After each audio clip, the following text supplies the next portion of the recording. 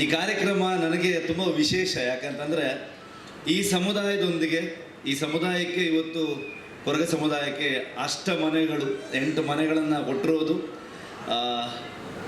ಸಮಾಜದಲ್ಲಿ ಭಾಳಷ್ಟು ವಿಚಾರಗಳನ್ನು ಮಾತಾಡ್ತಾ ಇರ್ತಾರೆ. ಸುಮಾರಷ್ಟು ಡಿಬೇಟ್ ನಡೀತಾ ಇರುತ್ತೆ. ಸಮಾನತೆ, ಒಂದು ಉತ್ತಮ ಸಮಾಜ, ಆರೋಗ್ಯಕರವಾದಂಥ ಸಮಾಜ, ಅದೆಲ್ಲದಕ್ಕೂ ಉದಾಹರಣೆ ಇವತ್ತಿನ ಒಂದು ಕಾರ್ಯಕ್ರಮ, ಈ ಒಂದು ವೇದಿಕೆ ಅಂತ ಅಂದ್ಕೊಳ್ತೀನಿ ನಾನು.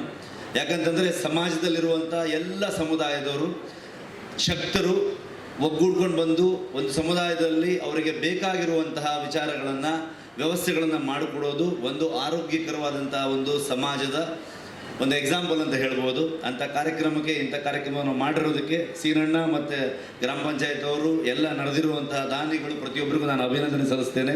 Thank you so much. ಭಾಳ ಖುಷಿಯಾಗುತ್ತೆ. ಇದು ಸಮಾಜದಲ್ಲಿ ಮುಂದೆ ಬೇರೆ ಬೇರೆ ಜಾಗಗಳಲ್ಲಿ, ಬೇರೆ ಬೇರೆ ಭಾಗಗಳಲ್ಲಿ ಇದೊಂದು ಎಕ್ಸಾಂಪಲ್ನ ಸೆಟ್ ಮಾಡಲಿ ಅಂತ ನಾನು ಆಶಿಸ್ತೇನೆ. ಈ ಸಮುದಾಯ ನನಗೆ ಭಾಳ ಇಷ್ಟವಾದಂಥ ಒಂದು ಸಮುದಾಯ. ಯಾಕಂದರೆ ಕಾಂತಾರದ ಬಗ್ಗೆ ಇಷ್ಟೊಂದು ಮಾತಾಡ್ತಾನೆ ಇದ್ರು ಎಲ್ಲರೂ. ಕಾಂತಾರ ಮಾಡೋದಕ್ಕೆ ಹೊರಟಾಗ ಮೊದಲನೇ ಕಾಂತಾರ ಆಗ್ಬೋದು ಅಥವಾ ಮೊನ್ನೆ ಮಾಡಿರುವಂಥ ಕಾಂತಾರ ಆಗ್ಬೋದು, ಈ ಕಾಂತಾರದಲ್ಲಿ ನೀವು ಎಲ್ಲೇ ಕೇಳಿಸ್ಕೊಳ್ಬೇಕಾದ್ರೆ ಒಂದು ಡೋಲಿನ ಶಬ್ದ ಕೇಳಿಸ್ತು ಅಂತಂದರೆ ಅದನ್ನು ನುಡಿಸಿದ್ದು ಕೊರಗ ಸಮುದಾಯದವರು. ಅದಕ್ಕೆ ನನ್ನ ಕೆಲವೊಂದಷ್ಟು ಸ್ನೇಹಿತರಿದ್ರು, ನಿಮ್ಗೆ ಗೊತ್ತಿರುತ್ತೆ, ಪಾಂಗಳದ ಬಾಬಣ್ಣ ಅಂತಲೇ ಕರಿತೀವಿ, ಬಾಬು ಪಾಂಗಳ ಅಂತ ನನ್ನ ಆಪ್ತ ಸ್ನೇಹಿತರು. ಅವ್ರ ಜೊತೆಗೆ ಅವರ ಇಡೀ ತಂಡದವ್ರು ಬಂದು ಇಲ್ಲೇ ಕುಂದಾಪುರದಲ್ಲಿ ಯುವಮೆರಡಿನಲ್ಲಿ ಸುಮಾರು ಒಂದು 20 ಜನ ಡೋಲ್ ನುಡಿಸೋರಾಗ್ಬೋದು, ಎಲ್ಲ ಕಲಾವಿದರುಗಳು ಬಂದು ನುಡಿಸಿದ್ರು. ಸೊ ಅದು ನಿಮ್ಮ ಸಮುದಾಯದ ಕೊಡುಗೆ ಕಾಂತಾರಕ್ಕೆ. ಹಾಗಾಗಿ ಕಾಂತಾರವನ್ನು ಹೇಳಿದ್ದೆ ನಾನು. ನಮ್ಮ ನೆಲಮೂಲ ಸಂಸ್ಕೃತಿ, ನಮ್ಮ ಮೂಲ ನಿವಾಸಿಗಳು ಅಂದರೆ ಯಾರು? ಅದು ಈ ಸಮುದಾಯ. ಖಂಡಿತವಾಗಲೂ ನಿಮ್ಮ ಸಮುದಾಯವನ್ನು ಒಂದು ಇನ್ಸ್ಪಿರೇಷನ್ ಆಗಿ ತಗೊಂಡು ಕಾಂತಾರದಲ್ಲಿ ನಾನು ಹೇಳೋಕ್ಕೆ ಹೊರಟಿರುವಂಥ ವಿಚಾರ. ಸೊ ಹಾಗಾಗಿ ನಿಮ್ಮ ಸಮುದಾಯದ ಬಗ್ಗೆ, ಅದು ನಮ್ಮ ಸಮುದಾಯ ಅನ್ನೋಷ್ಟು ಪ್ರೀತಿಯಿಂದ, ಭಾವನೆಯಿಂದ ನೋಡಿರುವಂಥದ್ದು.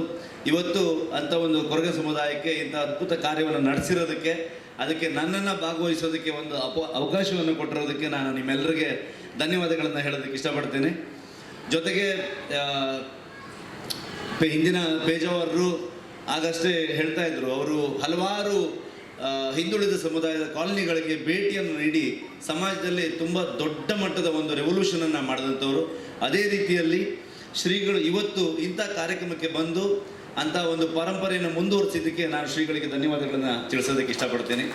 ಹೀಗೆ ಸಮಾಜದಲ್ಲಿ ಎಲ್ಲರೂ ಒಂದಾಗಿ ಒಗ್ಗೂಡಿ ಕಷ್ಟದಲ್ಲಿರೋರಿಗೆ ಸಹಾಯ ಮಾಡ್ತಾ, ಕಷ್ಟದಲ್ಲಿರೋರಿಗೆ ದಾನ ಮಾಡ್ತಾ, ಎಲ್ಲರನ್ನ ಒಟ್ಟಿಗೆ ತೊಗೊಂಡು ಹೋಗುವಂಥ ಒಂದು ಕಾರ್ಯಕ್ರಮಕ್ಕೆ, ಕೆಲಸಕ್ಕೆ ನಾವೆಲ್ಲರೂ ಒಗ್ಗೂಡಬೇಕು ಅಂತ ನಾನು ಬಯಸ್ತೇನೆ. ಅದರ ಜೊತೆಗೆ ಇವತ್ತು ನಾವು ಸಮಾಜದಲ್ಲಿ ಬೆಳೆದವ್ರ ಬಗ್ಗೆ ಮಾತಾಡ್ತೇವೆ, ಬರೀ ಅದು ಕಾರ್ಯಕ್ರಮಕ್ಕಷ್ಟೇ ಸೀಮಿತವಾಗಬಾರ್ದು. ಕೊರಗ ಸಮುದಾಯದಲ್ಲಿರುವವರಿಗೆ ನಾನು ಕೇಳ್ಕೊಳ್ಳುವಂಥದ್ದು ಏನಂತಂದರೆ, ಮಕ್ಕಳಿಗೆ ವಿದ್ಯಾಭ್ಯಾಸವನ್ನು ಕೊಡಿ. ಇವತ್ತು ಎಷ್ಟೋ ಜನ ಮಕ್ಕಳು ಹಿಂದೆ ನಾನು ಸಣ್ಣವನಾಗಿದ್ದಾಗ ನೋಡಿರುವಂಥವ್ರು, ಅಥವಾ ಈಗ ಇಲ್ಲಿ ನಡೆದಂಥ ಸುಮಾರು ಜನ ಹಿರಿಯರು ಹೇಳಿದ್ರು, ಜಿ ಶಂಕರ್ ಅವರು ಹೇಳಿದ್ರು, ಅವರು ಚಿಕ್ಕ ವಯಸ್ಸಲ್ಲಿ ನೋಡ್ತಿದ್ದಂಥ ಅದು 20-30 ವರ್ಷದ ಹಿಂದೆ ಈ ಸಮುದಾಯದ ಪರಿಸ್ಥಿತಿ ಹೇಗಿತ್ತು, ಇವತ್ತು ಹೇಗಿದೆ ಅನ್ನೋದನ್ನು. ಸೊ ಆದರೆ ಇವತ್ತು ಭಾಳಷ್ಟು ಸುಧಾರಣೆಗಳು ನಡೆದಿದೆ. ಎಷ್ಟೋ ಜನ ಎಜುಕೇಟೆಡ್ಸ್ಗಳಿದ್ದೀರಿ.